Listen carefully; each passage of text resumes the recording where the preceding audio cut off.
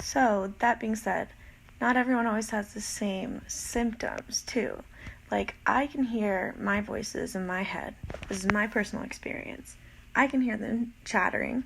I can hear a couple of them crying. I hear some arguments in the back of my head sometimes. Not everybody experiences that. Some people just experience, like, genuine, like, switching from alter to alter. And, like, one person is controlling the entire body, and then another person is controlling the entire body. And those two people are still alters of the same person because they're inside the same person, obviously. You know, they're just segments of our personality. And mine is segmented the same way. I just have control of, like, say, the one that's crying in the back of my head a lot of the time. I don't need her to be the one on the forefront, you know, and it's okay that she's crying and I can validate her.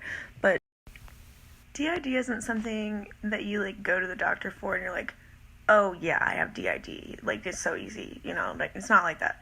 It takes, like, over, like, at least a year to, like, really figure out that's actually what's going on. And it really took my professional at least, you know, like, 14 months to even bring up to me that was what she pretty much knew what my diagnosis was.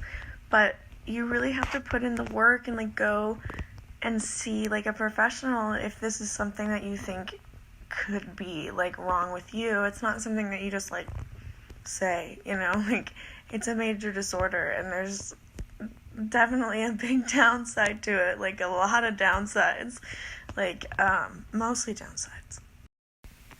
So, if someone tells you they have DID, one of the worst things that I hear, personally, is, like, not direct questions, but, like, beating around the bush of basically that they don't believe that that's really true, that there's no way that that's really real. And why would anyone make this up? Like, it's terrible sometimes. Like, literally, like, my trauma alters will take over my entire body, my entire, like, everything, but they won't give me the vision of, like, the flashback, only the physical sensation. Like, ugh, it's awful. One of them has severe PTSD. Like, nobody would want this. Nobody's making this up for attention. It was ridiculous. A main stigma of DID, I guess, is that one of the alters that we don't know, or, like, that comes out randomly is, like, super violent and, like, goes around like a vigilante or villain and, like, kills random people, and then you wake up the next morning like, who did that? Like a Dr. Jekyll situation, kind of.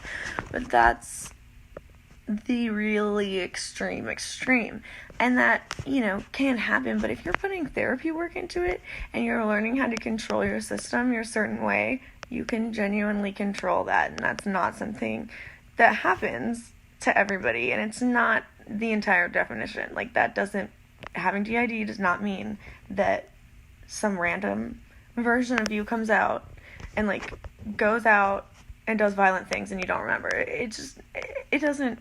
They're all parts of your personality. So if you genuinely aren't really a violent... My name is Lauran Stott, and I have dissociative identity disorder.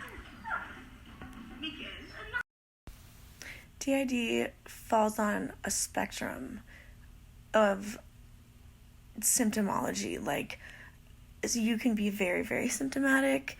You can be, you know, very lightly symptomatic, or it can completely, like, overtake your whole life. You know, like, there is a major part of it where the definition kind of explains that you have to have switched at one point in your life from, like, alter to alter. And a lot of people will say, like, I've never switched. I have switched, like, all the time. Like, I switched, like, a couple days ago just to tell my therapist something, but I don't remember it. Like, so I put in a lot of therapy work to be able to control the voices as well as I can. And, like, I still